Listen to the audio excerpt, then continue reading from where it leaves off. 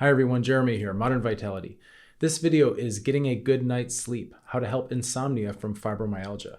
Now, why is this important? Well, for fibromyalgia, which is a complex, multi-systematic, multifaceted illness, it's a mystery illness with a lot of inflammation and many components. This is why it can be such a head scratcher for medical folks and patients alike, is that it's very complex. But one of the things that our body has as a built-in fail-safe in terms of healing and restoring is sleep. Now, with fibromyalgia and a lot of other complex chronic inflammatory conditions, sleep can get thrown off. So even though fatigue is a big symptom, right? We get tired and then we crash and then we close our eyes and something happens. It may not actually be deep, restorative, real sleep, which is why you wake up feeling still tired. Okay, so in this video, we're going to talk about how to get a good night's sleep, how to help insomnia from fibromyalgia. And if you want to really understand this, as always, for those of you that are familiar with this channel and the way I operate, as always, you're going to need to expand your perspective, right? We're going to need to have sometimes a counterintuitive view, and we're going to be looking systematically so that we can get at the roots, the multiple roots of this problem. All right, let's get started.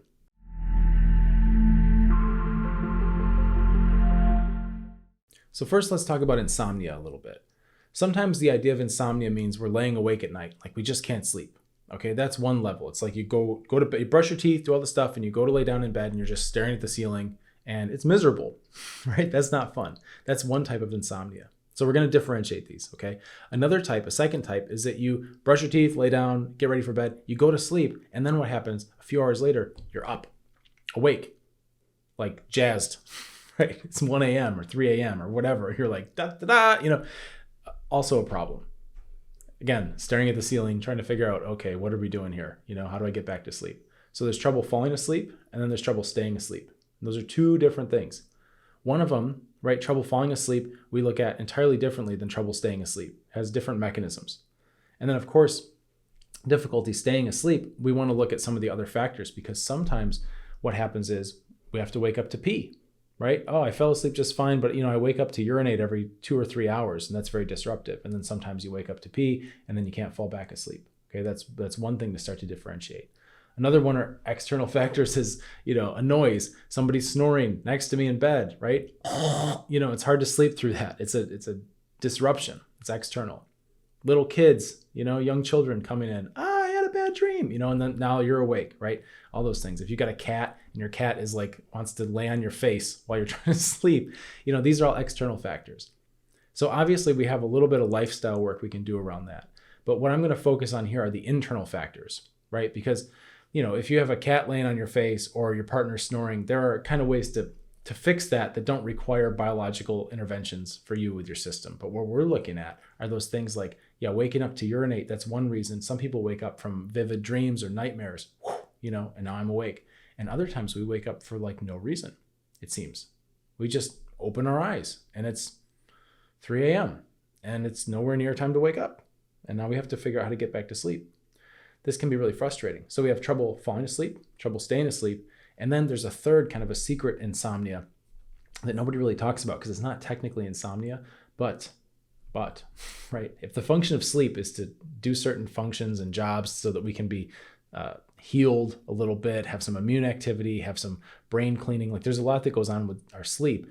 If that's the goal of sleep, then I would offer there's a third type of insomnia, which is just you are sleeping, it's just low, very low quality, meaning you're technically sleeping, right? But you're kind of just phoning it in. Your brain's not going through the cycles it needs to go through. Your immune system's not being able to do the work it needs to do. So yes, technically you were unconscious, but you woke up and nothing's really changed. Now I see all of these, right?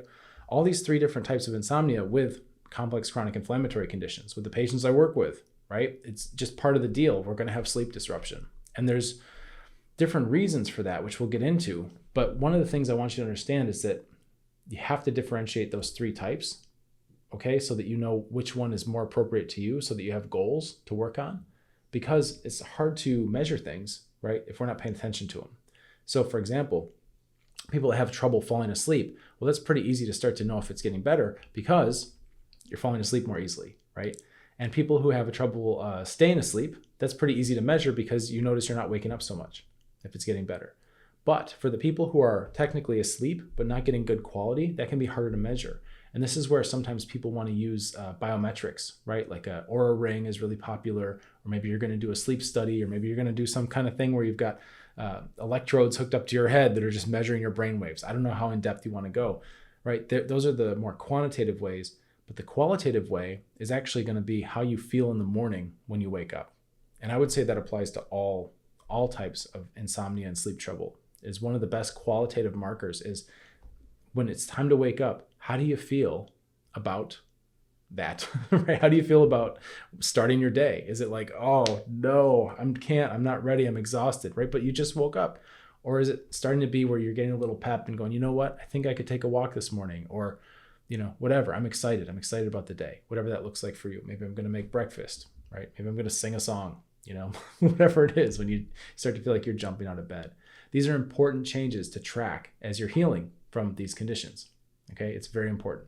So we've differentiated it. Now let's talk a little bit about sleep quality, and what's actually going on here. We have multiple systems in our body. Okay, immune system, digestive system, neuroadrenal, blood circulation. There's more, right? Hormonal systems. There's a lot. Reproductive system. I'm going to stick with the first few because those are the most pivotal for people who are dealing with complex chronic health conditions. These are where we get the biggest leverage points from. So we're going to focus on immune, digestive, neuroadrenal, and we'll talk a little bit about blood circulation. Okay. One of the things with sleep is that a lot of things have to happen right for you to get really good sleep. And we have sleep hygiene, which we'll get into as well, which are the practices you can do, things you can do in your lifestyle, which is becoming more popular now. It's good. People are starting to respect the circadian rhythm, right? They're doing things like, well, let's talk about it now. They're doing things like blue blocking glasses to try to get the lights from computers and cell phones and all that to stop throwing off your pineal gland. That's good. Sometimes people are taking no screens, right? We take all this stuff out of the bedroom, right? No phone at all. That's even better than blocking the blue light, right? Is no blue light. Just kick your phone out of your room.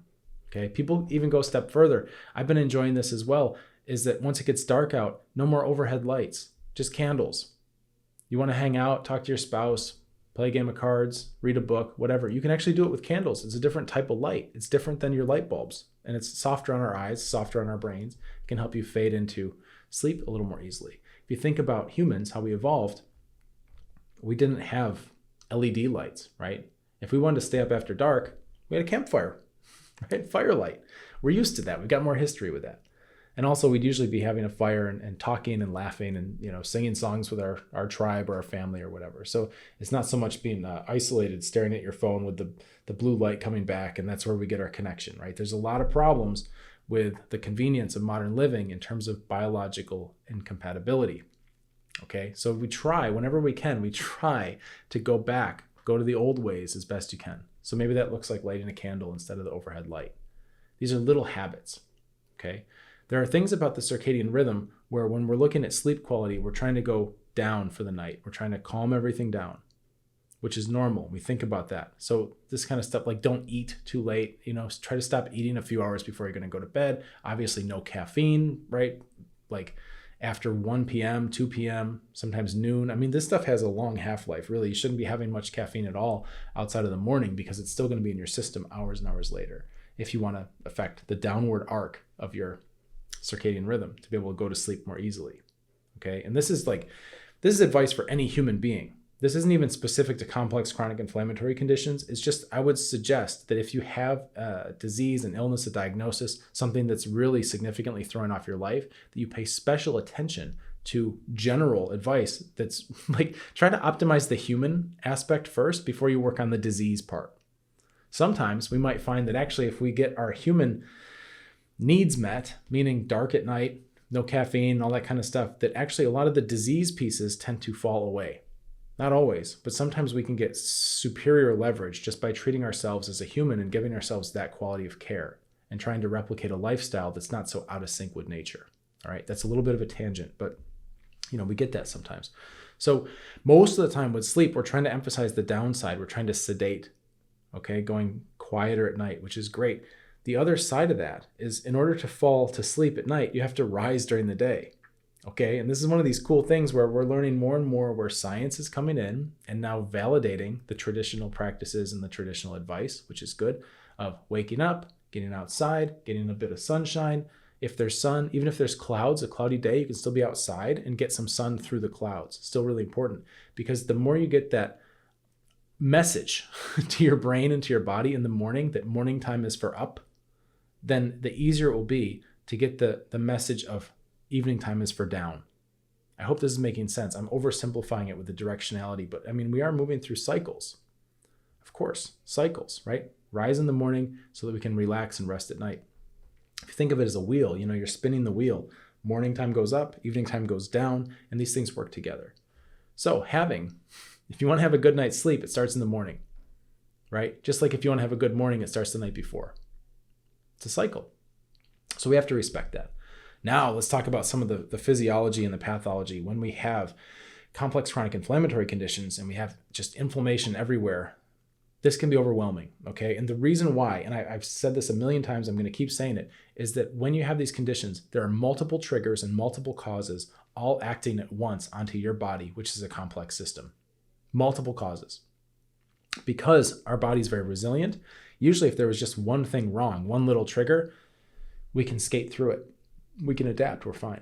It's when these triggers start adding up and stacking up, and then we've got problems and stressors coming from many different directions on our body systems that things get out of balance, and then one system kind of goes and then leans on the other one and leans on the other one, and you get this domino effect of problems everywhere.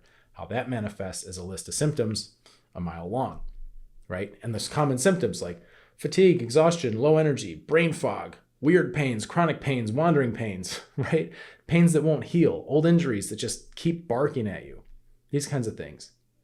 Digestive issues, anxiety, depression, low libido, mood changes, right? And of course, like we're talking about now, sleep trouble. It's another one. And that's just the top few. Okay, people have all kinds of issues like neurological vibrations where they just feel like they're shaking inside. People can get palpitations where you feel your heart just wham, just thumping in your chest for seemingly no reason. Okay, there's a lot of stuff that starts to happen because symptoms are a sign that your body systems are trying to rebalance somehow, right? Symptoms are your body talking to you if you know how to read them. Symptoms are something that conventionally we try to suppress because they're unpleasant and uncomfortable. And what I'm offering here and what I'm suggesting is a massive paradigm shift where instead of trying to fight symptoms, right? Instead we dive in, even though it's unpleasant, completely unpleasant, we dive in and we actually try to decode and listen to what our body's saying, because all these things carry a message, right? Which is really pretty cool if you can realize that your body is talking to you all the time. You can constantly be in communication with your body, and then from there you can give it what it needs. So some of these symptoms like sleep trouble, it's actually a message, right? Even though it's frustrating because I'm exhausted and I can't sleep. Catch 22, right? I'm a hot mess. That's what people say. Well, we need to look at this. We need to interpret this sign. So, okay, we're going to look at our body systems. Immune first, then digestive, then neuroadrenal, then blood circulation. In that order. That's where we're going to go. This is how I take people through a process where we undo a lot of these issues. It's got to be logical. It's got to make sense. And it's got to have an order that your body actually needs. There's a biological order of operations. Pretty cool. Once I learned this, my whole practice changed. I started helping people in a much more efficient way, much less backsliding, right? There still can be backslides because life's not perfect, but it's really cleaned up and improved the odds and the chances of people getting better and getting their life back and having those chances, having those improvements stick, right? That's a big difference. So immune, what's your immune system have to do with sleep? A ton, okay? When we're sleeping, I have a theory about this. I kind of like this idea is that when we're sleeping, we go unconscious. And one of the reasons to go unconscious is because the immune work, the repair that happens of our body, cleaning itself and taking care of old cells that need to be eliminated and all this stuff, the construction that happens is incredibly painful, right? So it's better to be unconscious for that. It's like you need to be asleep and kind of checked out because your immune system is like renovating your body every night. And if you're awake during that, it'd be agony, okay? So there's a lot that happens. Now we have to have, in order for that to happen, we have to have an immune system that is specific, that's not just bogged down with generalized inflammation. I hope this is making sense because anybody can close their eyes and be unconscious for a while, but that doesn't mean that those immune processes are actually going to happen or not. So if you have trouble healing, for example, I've met plenty of people where they bump a counter and now they've got a bruise for like a month, or they get an injury and it just doesn't heal. I just don't heal like other people. Most likely, what's happening is during the sleep time where that work is supposed to be getting done, you're not having that quality level of sleep and the work isn't able to get done. And the first component we look at is an immune component, because if your immune system's busy and distracted and smoldering, meaning there's just generalized inflammation all over the place, then of course it's not going to be very efficient at night either, right? Why does the immune system get distracted? Well, with complex chronic health conditions, oftentimes there's a hidden pathogen component, meaning there's something in your body that doesn't necessarily belong there that your immune system's trying to work out. What to do with this? Could it be viral? Could it be bacterial? Could it be fungal? Could it be heavy metals? Could it be pesticides? Could it be microplastics? Right? Could it be all kinds of things? There's so much stuff in our environment affecting us that doesn't belong in our bodies. Some of it's iatrogenic, which means comes from medicine, right? There are some things which I can't really talk about on this platform so much, right? These are the things we talk about in our group, which I'll tell you about our group in a little bit. If you're not familiar with that, we can have a little bit more open conversations without censorship, which is great. But there are different things that come from even medical interventions that now get in our body and they're stuck there. And the immune system now has to learn how to deal with that. And that will manifest into trouble with sleep. Meaning you can go to sleep, but your immune system's not doing the work it's supposed to be doing during sleep time, right? It's a catch-22. We also have to have the right amount of inflammation. It takes a little bit of inflammation to actually fall asleep. So sometimes people have trouble falling asleep because their immune system's so fatigued, so wiped out, that it can't even generate the immune response, that mild bit of inflammation necessary to help us actually fall asleep. Interesting to consider. Now, another one's digestion. And I mentioned earlier, I know I've talked about a lot of stuff in this video. I'm keeping it very, very dense. You might need to watch this again or take notes, which is fine. That's how this channel is designed. I want to give you a lot of information and help you. And maybe that means you got to rewatch something, which is okay. So digestion, right? I already mentioned not eating very late, because if we're full of food, right, then that food is just stagnating in our digestive system while we're lying down horizontal sleeping. Imagine, okay, your digestive system's a tube, it's a pipe, right? You put food in there and it needs to move through the pipe. If you're eating and then you're upright and you're walking and that motion is helping everything move, then you're going to have easier time digesting, right? But if you just throw some food in the pipe and then lay down flat, gravity's not working with you, there's no movement, it's just sitting there. And what's happening in there is it's starting to ferment, right? So you're starting to create like a compost pile in your guts, which isn't necessarily going to be helpful for you in terms of your gut biome, your bacteria balance, which then affects your immune system. And we're back to where we started with stage 1 here. So you want to make sure that your practices, meaning what do you shove in your face, right? And how late in the day do you do that, are aligned to your goals.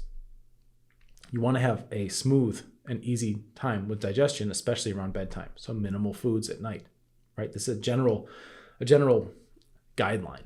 I'm not your doctor. I'm not giving you medical advice, right? That's not what this channel's for. This channel's for opening your mind to new possibilities. And this is one way to start to look at these things.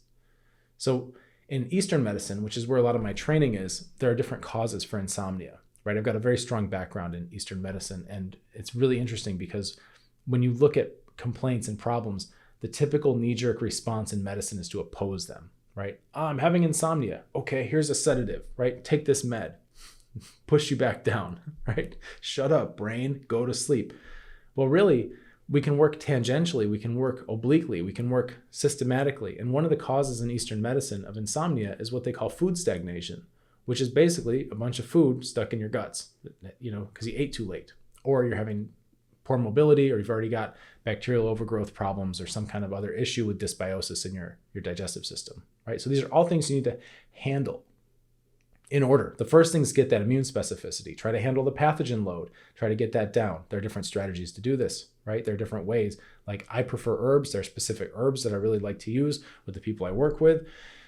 That's what they do. They help with immune specificity. They help to take out some of the pathogens that are there. And really, it just gets your body better at doing what it's supposed to do in the first place. It just needs a nudge, right? But you want to do that first and then go for your digestion, because now you want to make sure you don't have leaky gut. You don't have other things that are backwards infiltrating your immune system through the gut, which are then undermining the progress you made in the first stage. Okay. Now, the next one, neuroadrenal. This is where most people tend to start with sleep, right? Neuroadrenal, that means stress. Okay. Basically, that's what we're talking about here. It's just chronic and acute stress and just being tense, right? My mind is spinning. I can't calm down, that kind of thing.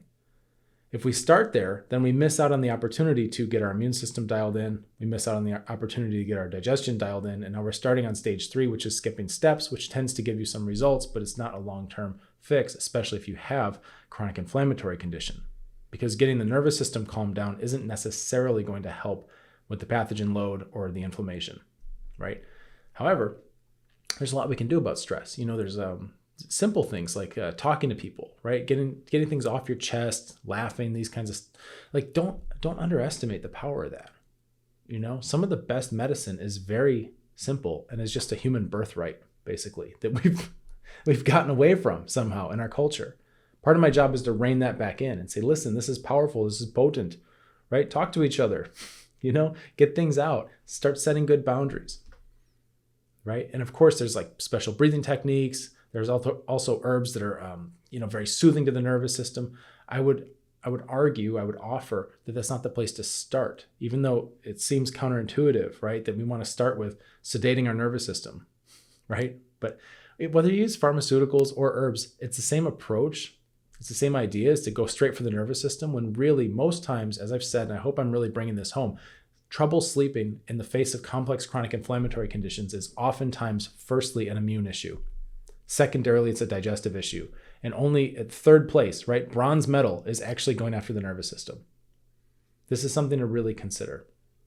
Okay, so if you've tried, which most people have, melatonin, some valerian, anything that like aids sleep or tries to make you rest, right? And these are the non-pharmaceutical interventions. Of course, there's pharmaceuticals like crazy that they're advertising as sleep aids. And that's a whole other topic, because what they can do, they will knock you out. They can knock you out. But what that does create is that third type of insomnia where you're knocked out, but you're not actually getting the quality of sleep that you need. So on the surface, it looks like you're sleeping, but deep down, none of the actual work is getting done. So you still wake up tired and exhausted. It's quite interesting. It's a bit of a veneer, right? And sometimes it helps people, but for the most part, I've seen everybody I've ever met that's taking sleeping aids, pharmaceutical sleeping aids, they always want to get off them. And I always ask, well, why? Like, why is it that, you're taking them, you want to get off them? And they can just feel, a lot of times people have a hard time articulating this, but they can just feel like they're not working right, or there's some kind of trade-off. And I'm here to tell you that biologically, I think that's true, right? There does seem to be a trade-off, meaning you get knocked out, you're technically asleep, but the good things of sleep, the benefits aren't happening, right? It's kind of empty. So oftentimes we don't even want to start there anyway. Right? Start towards the roots of the problem, which tends to be inflammatory, especially if you have other symptoms that suggest a clinical picture, right? Like brain fog, of course, the fatigue, like I've said, the exhaustion, and then chronic pains, weird pains, right? And if you know that you have a pathogen or some kind of exposure, or, you've been dealing with pesticides or heavy metals or some kind of injury from a medical treatment, right? All these kinds of things, it starts to paint a picture where you go, we need to focus at the top first. So these are some of the tips, right? Of course, there are other things like, keep your room cool. I mentioned blue blocking glasses, get a good pillow, right? Some people like a weighted blanket. There's a lot of stuff you can do to kind of biohack sleep or to try to replicate ancestral conditions, which is good. Like I said, treat yourself like a human first. Do all those things to optimize the human nature of, waking up in the morning, going to sleep at night and all that. And then if you still need help, it's time to troubleshoot your body in order, right? Stage 1, stage 2, stage 3, stage 4. These are the kinds of things, by the way, that we talk about in our group. I've got a whole separate group. It's a chat group, and we're off of big tech. It's a private group. It's pretty small. I keep it around 100 or 200 people. That way I can get to know the folks that are in there, answer their questions, right? That's where you interact with me. I'm not going to be answering comments on YouTube because I'm in my group, right? I'm actually having real conversations with people that are invested in learning and growing and getting better. So if you are struggling with complex chronic health conditions, just know you don't have to do it alone. There are a bunch of positive people. We're international, right? It's amazing. And they're waiting for you, right? It's people just like you. We have a great community. Everybody's at various stages of their healing journey, and it's a wonderful place to be. It's free to join. There's a link in the description for that if that interests you. You've got a vault of resources, interactive videos that I've made that are just separate for members of our group. You can ask me anything and basically watch over my shoulder as I'm troubleshooting cases in real time, right? Where my clients in Europe or other parts of the world are asking questions about, well, here's what I've done. Here's so far what's happened. I'm feeling good. This is changing. This is changing. I hit a trigger. I hit a backslide. How do we troubleshoot this? You can watch right over my shoulder right there. Ask me anything you want. So it's a great group, and I would recommend that if that speaks to you, fill out the application, and if it's a good fit, I'll get back to you and we'll get you in there. There may be a bit of a wait, but I'll try to get you in within the next monthly batch. So hopefully it's not too long of a wait. In the meantime, you might consider subscribing to this channel so that you can see more videos like this that are helpful, so that instead of binging on Netflix and watching just passive entertainment and scrolling, you can actually be learning things that help you start to get your health back and get your life back, because you've got a lot to do with your life. You don't want to be sitting around on forums, Dr. Google, right, trying to learn everything you have to learn to become your own doctor ad nausea, when really you could just be focused on the main things that are going to move the needle for you to get your health back. All right, so we talked about insomnia, getting good night's sleep. When you get a good night's sleep, you wake up and the world is yours, right? And that's what I want for you. And you need to start looking, no matter what kinds of interventions you're using, you can start to organize them, right? Maybe you don't like herbs. It doesn't matter. Pharmaceutical supplements, whatever you're using, start to organize your plan so that you're really dealing with that immune inflammation first and getting that handled before you're skipping steps all the way up to like sleep aids and sedatives. All right, your future self will thank you. It'll do you a favor in the long run. All right, cheers.